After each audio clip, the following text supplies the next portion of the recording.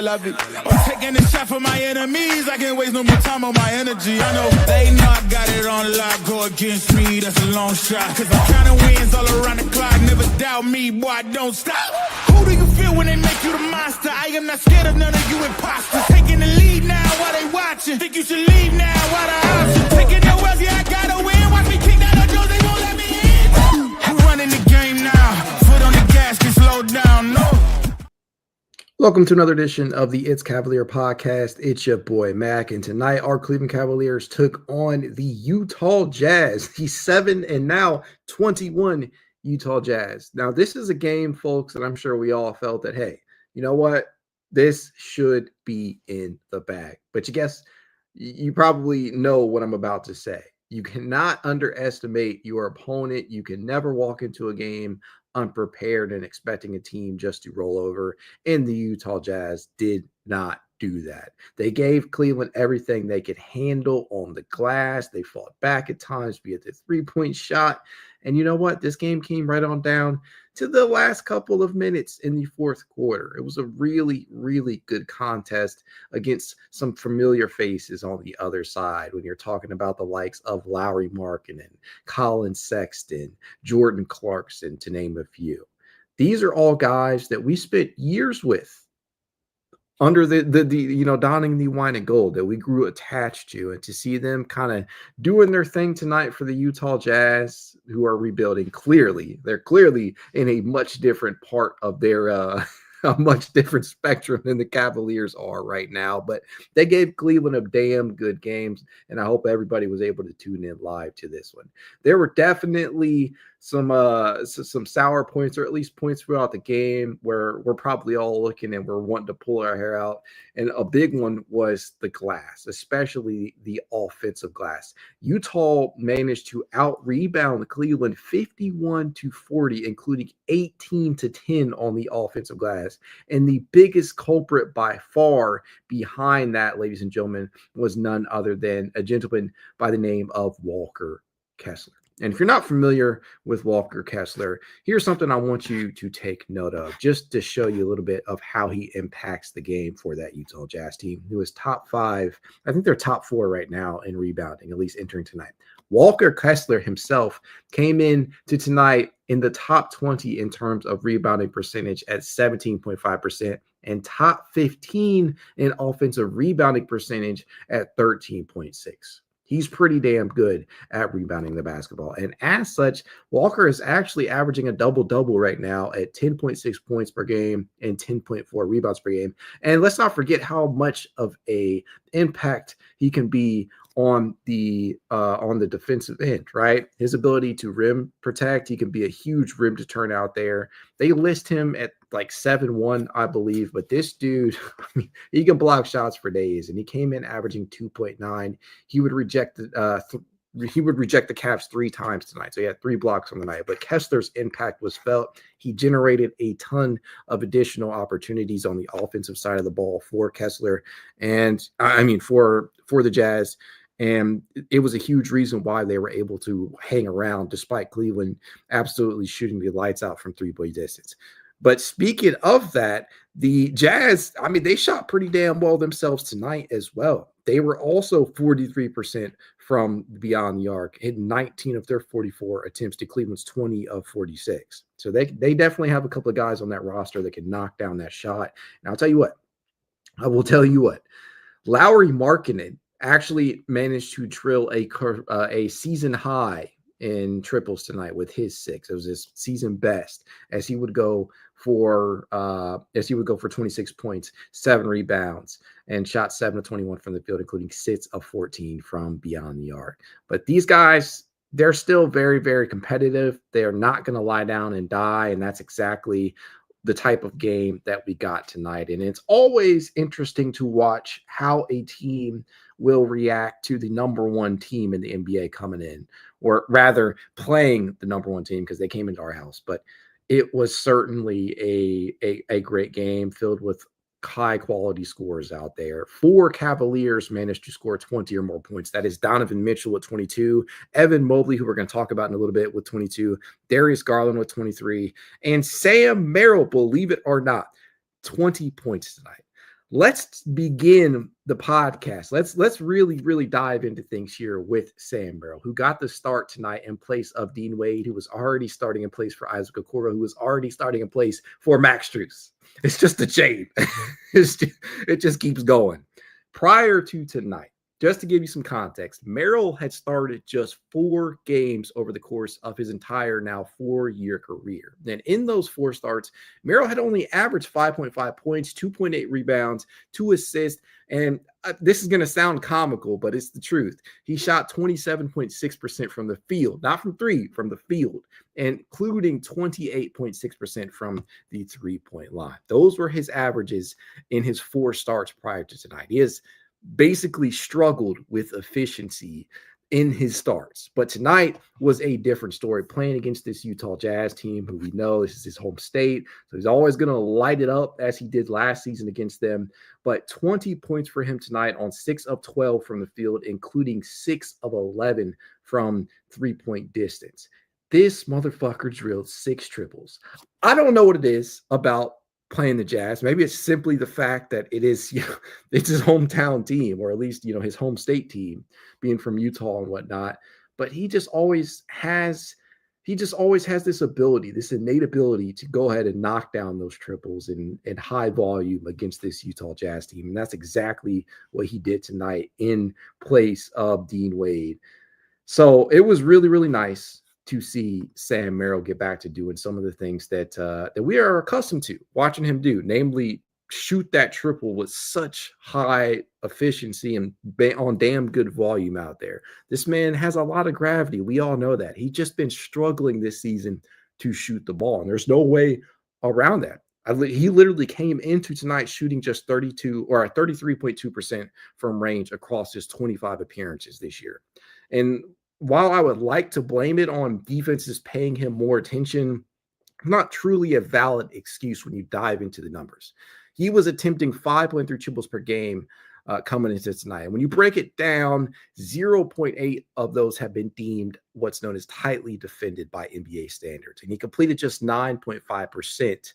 You heard that right, 9.5% of those. 1.7 have been open, which he's knocked down 34.9%, and 2.7 have been deemed wide open, and he's only knocking down 36.8% of those, which is, to me, the most astounding part. Like, if you're being given the space in the NBA, if you're not familiar with this concept, they deemed any shot that's between, if I'm not mistaken, 6+ feet, or 4 to 6 feet wide open. And that has been the case for Sam Merrill. He has just not drilled a high number of his wide open triples. And, when you're looking around this roster at guys who have actually been able to take advantage of the space this season, i.e. Darius Garland, who's completing 50+% of his shots that are being wide open, 6+ feet, by the way. But you look around at the players on this roster who have definitely been able to take advantage of that space. Sam Merrill was not among them.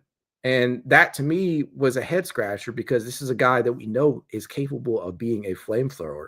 And the stats just have not bared that out this year. But this is clearly a case in which stats can be deceiving, because the defenders were not guarding him any more, really, honestly, than they were last year. It's actually been less tightly defended triples this year than last year. But he's just not been able to take advantage of that space. And we all know, like, wide open looks are not all created equally, and not all open looks are good looks. But Sam has definitely had some opportunities prior to tonight and failed to capitalize. So it was really good to see him go out there and just play free basketball, man. Just put all that shit out of your mind, all the missed opportunities that you've had, all the clanks off the rim, and just shoot the ball a ton. And that's what he did. He took 11 attempts tonight. And one thing that I think we can all appreciate about Sam is that there is often never a lack of confidence from him in regards to pulling up from beyond the arc in ways that we have seen from guys like Wade or Okoro at times. He does not share that same type of confidence issue when he is comfortable out there, when he even is going through one of these shooting slumps, which he was clearly doing prior to tonight, he was always pulling, right? Prior to tonight's game, he had attempted five or more triples in 7 out of his last 9 appearances. So he's going to continue to take that shot. And even when it's not falling, one of the things that I think we can all credit him with is the defense, right? You know that he has been an above average defender this year. At least I hope you know that. So far, he has managed to hold his matchups to a collective 81 of 187, which translates to 43.3%, which is a top 50 mark in the NBA at 47th. It's also the 3rd best mark among qualifying Cavaliers, which is only behind Karis LeVert and Evan Mobley. And speaking of Evan Mobley, my God, this dude, he is constantly doing shit that just impresses you and making you feel like you're watching the leap happen right in front of you. Tonight represented, if I am not mistaken, just the 4th time in his career that he has drilled at least 3 triples. 3 of those have come this season. We all know what happened against Charlotte. I'm not even going to bring it up. I don't really want to drag them any more than I have, but he knocked down 6 triples against Charlotte on the 7th. He knocked down 3 tonight. He knocked down 3 against Denver not long ago. It is something that I feel can be replicated time and time again. The confidence that this young man is showing, it is starting to be, tangible. I feel like you can just feel the confidence rising from this dude. And one of the best parts about it is that defenses are now respecting, or at least they're having to, at the very least, send a defender his way to close out in ways that they just did not in the past. We saw Sexton do it tonight, got up off his feet a couple of times. We saw Paul George do it against Philadelphia. And we are going to continue to see this happen as long as Evan Mobley continues to take that shot and make them at a efficient enough clip. Now, he entered tonight shooting 40% from beyond the arc on roughly 2.2 attempts per game, which is a career high. Both of those are career highs. But Mobley is slowly but surely taking that shot with more and more frequency. And that is exactly what you want, because it will open the floor. It will make any problems that you have in regards to spacing between Jared Allen and Evan Mobley in your front court a non-issue, especially once Max Strus may get, reinserted into the starting lineup. That's a whole nother conversation for another day. I don't feel like arguing with anybody in regards to that, because there's an argument for Wade, Okoro, and Strus in that regard to start. But if they do end up going back to Strus, which I believe they will, if you get a sharp shooting Evan Mobley, it opens the floor up in so many different ways. And that is just awesome to me, because many people came into this season feeling like this pair did not work. And when I'm talking about the pair, I'm talking about Jared and Evan long term. But clearly, one of them is starting to turn into a reliable floor spacer, and that is Evan Mobley. And to see him do this more and more consistently, I think that is something that can be replicated in a postseason setting, because it's not like he's taken one every other game or anything like that. He's legitimately taken 2 or 3, and tonight he ended up taking 5. Right, that is a number that is increasing. The attempts are increasing, and it's just awesome. And to see your star big man, who many people believe will end up becoming the franchise player in front of even Donovan Mitchell, I think that is what we have all been waiting for. And Kenny Atkinson is completely in probably the catalyst behind this leap that we are seeing from Evan Mobley. And I could not be any happier to see this guy go out and dominate game in and game out. It's just awesome. He looks locked in.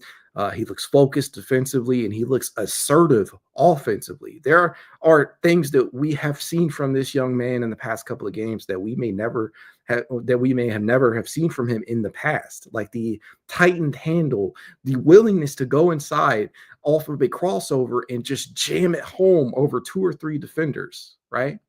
You're the face up, the post fadeaways. You wouldn't have seen these things consistently during the JB era. So all credit due to Kenny Atkinson for being able to do that. And Evan is not even the only player that we have seen growth from on this roster. He's just the one that has the highest amount of potential. Who also had a great game tonight was Darius Garland. 23 points, 3 rebounds, 8 assists, 8 of 14 from the field, 3 of 6 from three-point range, 4 of 5 from the free throw line, and was a plus 21 on the night, which happened to lead all Cavaliers. Darius Garland is so fucking back, it's not even a question anymore. Whatever perceived notions that people ever had of Darius Garland stemming from last season, I hope they have completely thrown them out the window and just put them to bed, because Darius should be a lock for the All-Star game. He probably won't be a starter, but he should be a lock for the All-Star game with the way that he has begun this season. Darius has been ultra efficient this year. He's cut down the turnovers in a major way, and he has started to play carefree basketball. He's attacking guys off the dribble more and more. He's pulling up from range with much, much more efficiency at 44.2% from beyond the arc. And he is now shooting a career best, if I'm not mistaken, 49% from the field. Guys, that is a huge leap from what his previous career high was at 46.2%. Just listen to that. 49% from the field Darius Garland has been this season prior to tonight. That is a huge jump up in terms of efficiency. It's all gone up, man. The effective field goal percentage, the three-point percentage, the field goal percentage, the true shooting percentage, whatever statistical measurement you want to use in that regard, he's just been fuego. And by the way, 63.1% true shooting percentage this dude has. Awesome. Just fucking awesome. And it's so good to see him turn all these haters that he had stemming from last year, by the way. It's like people completely forgot about 2022-23, in which he also played like an all-star. But people just turned on him last year. And to see him turn things around in a major way, it's just been such a good thing.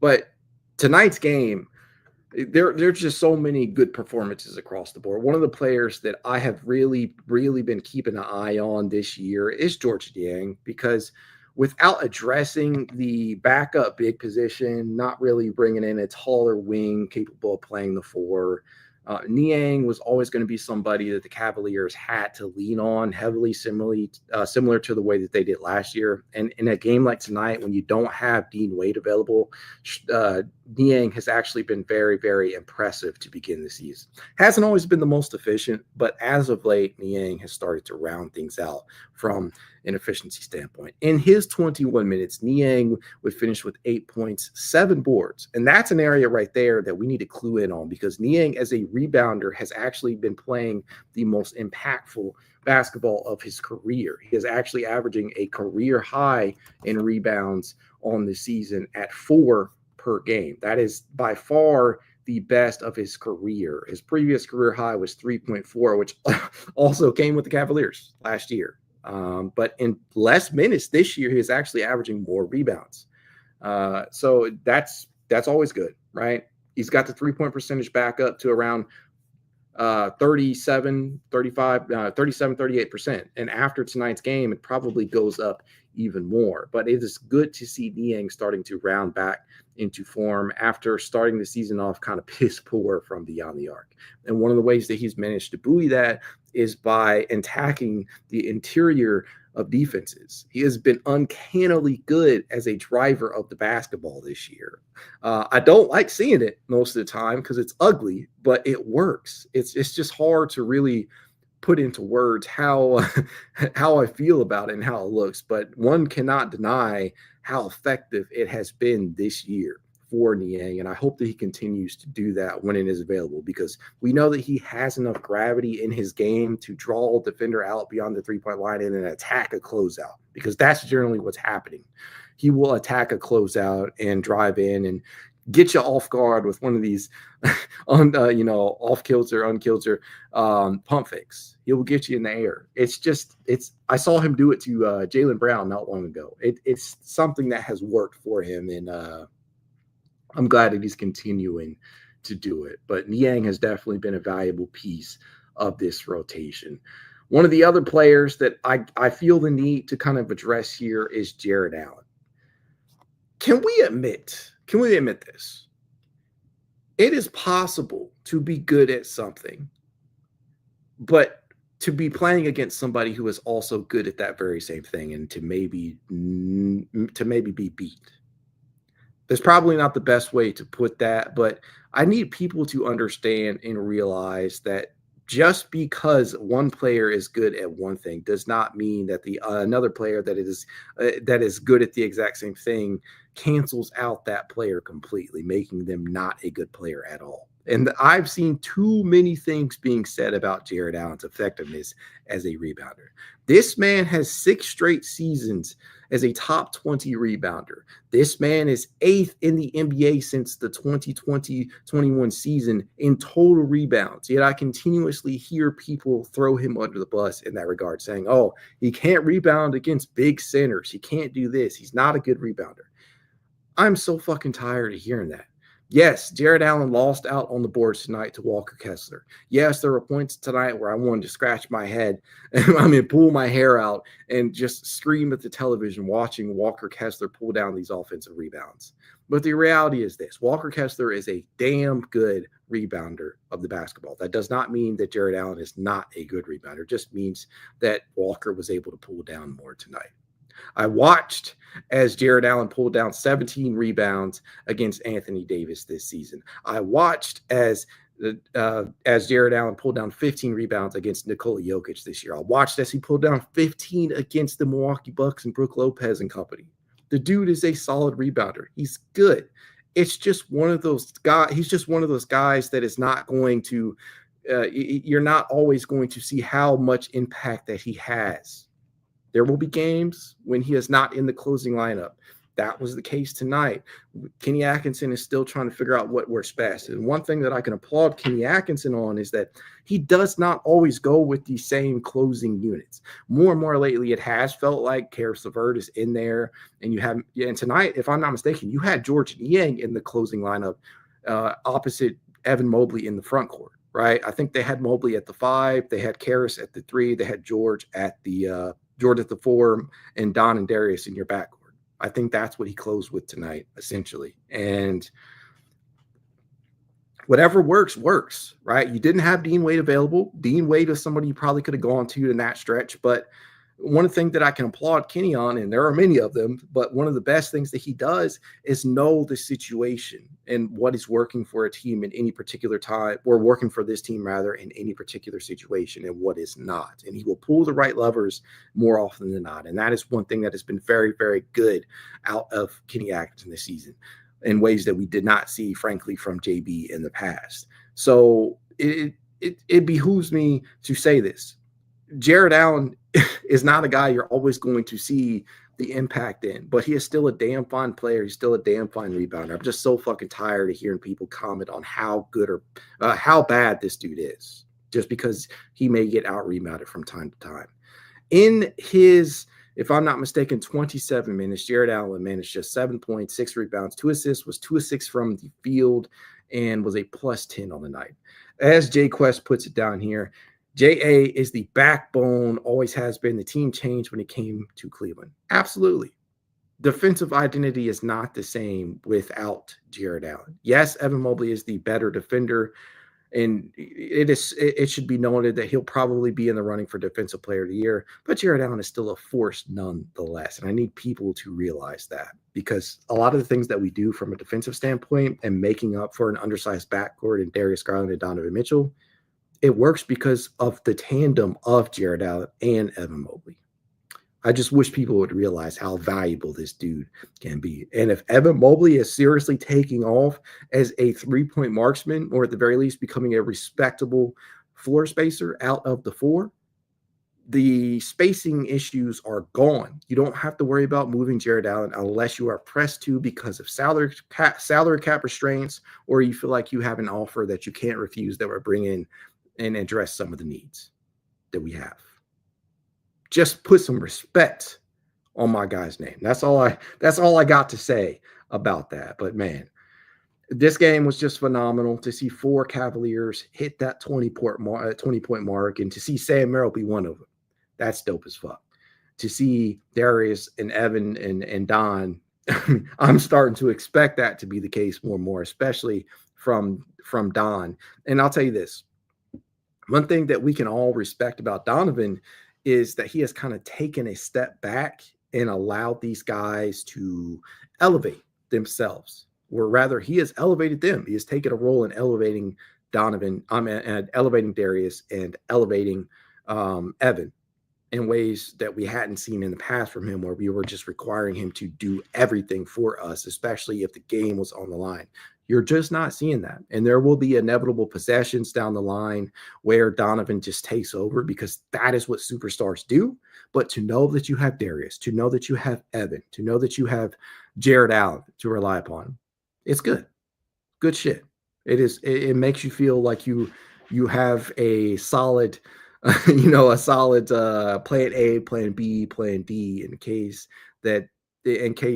of things going sideways. And that is so damn awesome, because Cavaliers were in positions in years past where they could not always say that. If I had to pick a player of the game, and I really don't want to because there were just so many valuable contributors tonight, I would probably give it to Evan with 22, 10, and 4, and spacing the floor like we haven't seen him do in seasons past. I would give it to him, and then impacting the game defensively. I would call Evan Mobley my player of the game for the Cavaliers. But I have to mention this because it's not every day that you get a pair of or a trio rather of former Cavaliers doing big shit against you. Lauri Markkanen put up 26. Colin Sexton put up 24, 3 and 5 on 10 of 22 from the field, and was 4 of 10 from three-point range. It was nice to see Colin play well, although he had kind of a boneheaded play towards the end when he fouled Donovan Mitchell from beyond the arc, gave him 3 opportunities at the line, to which Donovan, I think, only hit 2 of. But Colin was solid tonight. It was good to see him ball out. And then Jordan Clarkson, I'm sure we all remember this guy. He was a fan favorite. He drilled 3 of 5 from three-point distance, was 7 of 17 from the field, and 27.6 rebounds and 5 assists. Jordan Clarkson, there were points during his Cavalier tenure where I was legitimately just flabbergasted at his play. But there were also times at which I was really, really amazed at the production that he could give you in such a small span of time. And Jordan, off of that Utah Jazz bench, did his thing tonight and kept the Jazz in it at times, especially in his work in getting to the free throw line, where he was 10 of 11. Yes, this dude was 10 of 11 from the free throw line. That was by far the most of any player on the court tonight, by a wide margin too. So the next closest player, if I'm not mistaken, was Lauri Markkanen, who went 6 of 7 from the charity stripe. But no Cavalier got to the line that much. This dude just drove inside, got a ton of contact, and made sure to take advantage of it. But it was cool to see the trio of former Cavaliers rather, do their things. So it was pretty damn cool. B Skrill says Colin Sexton's still cool, but he still plays like he is in high school. I think there are points to which you see Colin Sexton make the occasional boneheaded play, similar to like what we see from Karis LeVert on some occasions. But Colin has definitely grown as a player.